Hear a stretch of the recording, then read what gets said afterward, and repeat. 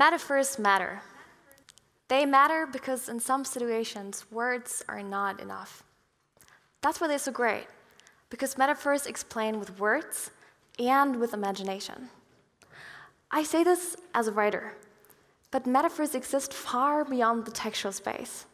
They are present everywhere, and that's why they're so great. They grasp the bigger picture. And that's why they matter so much, because today, more than ever, we need to see the bigger picture of the steps that we take and the choices that we make. Let me take you on a ride on the metro. Imagine. It's crowded, it's hot, the air is sticky, it's shaking, it's uncomfortable. You see a little girl fighting her way through the crowd, and she stops right in front of you, and she looks up to you and asks, 5 pesos? 5 pesos? And you're just about to search for your wallet, but then the metro stops, and you need to get off and change lines. So you whisper a heartfelt, "I'm sorry," and you get off the train and change to line number 12. It's fresh. You feel the breeze of the air conditioner. You sit down. You look up to the screen on the ceiling in the metro, and you see a video showing some scene of the city center, saying, "This is a city with significant historic and cultural heritage. Welcome to Mexico City." This is a true event, but this is also a metaphor. Line number 12 has only recently been opened, and access is restricted, since for everyone who wants to sell something or beg for money, it is forbidden to step onto that line. So what would be the bigger picture of this? What if the metro map represented the world and its global population inhabiting it, moving around? Some of us would get to change lines. Some of us would never have to change from line number 12 because they're just moving around within that certain area. But some of us also never would have access to line number 12, and they'd be forced to make a little income in line number 1 to 11. I think as a global community, it should be our aim to make line number 12 accessible to everyone, and also to set the same standards and expectations that we have for line number 12 for every other line, so that no one has to beg for money. And we enable every single citizen to enjoy a pleasant journey living on this planet. We're on track. Extreme global poverty has been decreasing within the past decades. We've been at 35% in 1990 and are now at roughly 10%, according to the most recent estimates by the World Bank in 2013. Also, the first of the Sustainable Development Goals is end poverty in all its forms everywhere until 2030. And it's possible. If we make better choices, it is possible. If you do a bit of research on the Sustainable Development Goals, you'll quickly find a lot of leaflets and PDFs published by the United Nations. And one of it is why it matters. And there's one paragraph with the headline, "I'm not poor. Why should I care about other people's economic situation?" And there is such beauty of one of the answering sentences. It's like, because as human beings, our well-being is interlinked. And I think this is so true. In a globalized, digital, interconnected world, there is no single action without consequence. Even if that consequence is far removed geographically, our choices still matter. And it matters that we take better choices. We need change, and for that change, we need new kinds of leaders leading that change. And I also include female leaders. That's why I think that we need a new conversation about leadership and also about women in power positions. Men have always had the golden ticket when it comes to leadership, because man and male, we continue to associate with autocratic decision-making, power, and leadership too. So taking unconscious bias into account, it's much more likely for a man to be a leader than for a woman. That's why I say we need a new conversation about leadership. I've recently written a book on leadership as co-author with a German leadership consultancy. And what I've taken from it is that this conversation is already starting to change. We are shifting away from seeing a leader as someone autocratic and talking about leadership more in terms of emotional intelligence, cooperation, emotions, community. So leadership is a concept much more flexible and fluid. And a leader, in order to be a good leader, sometimes also has to be a follower. So an example leader is someone who adapts different leadership styles in this volatile and unpredictable business environment. So autocratic leadership is not anymore the one leadership style, but rather one out of many that every single leader has to master. And personally, I see this as great momentum and great opportunity for the empowerment of women. Because now, again, taking unconscious bias into account, now that we see leadership in terms of emotions, community, traits that we still associate with female and with women, it's also more possible, or at least beyond the norm, for a woman to be a leader. So unconscious bias could actually be a means to an end and balance out inequalities. I thought I had it all figured out. I thought this was the answer, I'm done, that's the solution.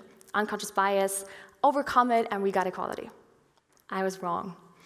The thing is, I'm not only German, I'm also Argentinian. And it is in Latin America that I see a lot of young moms, girls a lot younger than me, and they already have 2 kids, and they can't go to class and can't go to university because they have a family that they're responsible for. I see a lot of kids working to support their families financially. According to the Economic Commission for Latin America and the Caribbean, every lost year of basic education accounts for 10% less income later on in adult life. And also, if you look at the numbers of the OECD, 40% of women my age group, so from 20 to 24, in Mexico alone, 40% are neither in training, in employment, or education. And if you compare that to the same age group at men, it's only 10%. So I realized there is a lot about women empowerment that I know nothing about, that I still have to learn more about, because women empowerment globally is very complex. And I always thought it's 2 conversations. It's like women, leadership, unconscious bias, and the rest. A bit like line number 12 and the rest. And I stayed there in my comfort zone, and I continued to write articles and conduct interviews and attend conferences. And I was talking to a high-level representative of a multinational corporation, and he was confirming how much his company was doing to empower women in the workforce in Germany. And by coincidence, I met that same multinational corporation in Mexico recently. Only that this time, these guys were the ones who were restricting access to local resources, such as water. So these local communities now are either forced to buy water, which is theirs, or the alternative is walk up to 2 hours to have access to safe drinking water. And this includes girls and women. This is not true women empowerment. It can't be possible that one group of women in one part of the world is empowered at the cost of another group of women in another part of the world. That's just not fair, and that's not true. It's great if more women have access to a coffee machine in an office, right? But not if that same coffee is produced on exploitative terms somewhere else, by women and also by men. So there is no 2 conversations. There's only one conversation. And I think this is an example that shows that our decisions matter. And it matters that we take better decisions. So truth be told, I hate decisions. I'm really, really bad at making decisions. So to make my life a lot easier, I developed something that I call the Sustainable Choices Catalogue. And it's making my life so easy, I want to share this with you today. So I'm a very positive person and very happy person, so my number 1 factor in making decisions is happiness. But because I think it's all interlinked and it's not all just about me, I ask myself, does this make the planet happy? The second question I ask myself is, will this make me happy, but in a long term? And that also includes if I see something that I desperately want to have, I ask myself, will I be unhappy if I don't have this? Will I be unhappy tomorrow, next week, a year from now? And if the answer is no, then I just leave it. And the third question I ask myself is, will this make other people happy? The great thing is that we can apply this Sustainable Choice Catalogue to many different situations. In a role as a consumer, for example, or also in a role as employee or employer. I recently had a job interview for a PR agency, and the boss of that PR agency was a bit, well, his Instagram account had a lot of very sexist posts, and I knew that I don't want to support this, and I didn't want that job anymore. Also, if you're already in the workforce, then empower those around you. And if you're in a position to decide who's going to take the leadership role, encourage women to participate. And finally, we can also use this to actively counteract sexism. I've recently had an interview, a singer-songwriter, for a radio station. And it was a really awkward situation because it was a live interview. And some of the questions were really strange and had a lot of sexist comments. And I didn't really know what to do, but I decided, no, I'm not gonna jump in because it's neither funny nor a joke. So, the Sustainable Choice Catalog. It makes my life so much easier and so much happier too. And I totally subscribe to that definition of sustainability, having the bigger picture in mind, thinking about tomorrow. And I think we can make a lot of people happy with our decisions. I think we can give our 5 pesos to a lot of girls without actually having to sit inside the metro in Mexico City.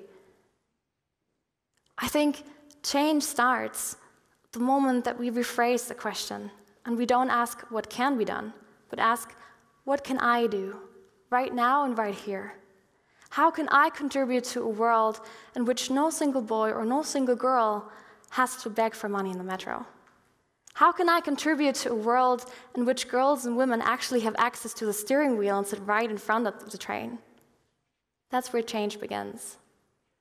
And that's why decisions, just like metaphors, matter. I want to finish with something very personal.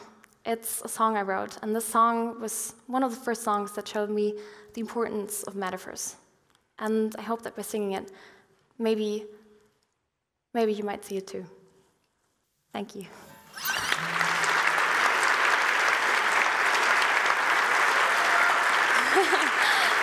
I'm gonna take this.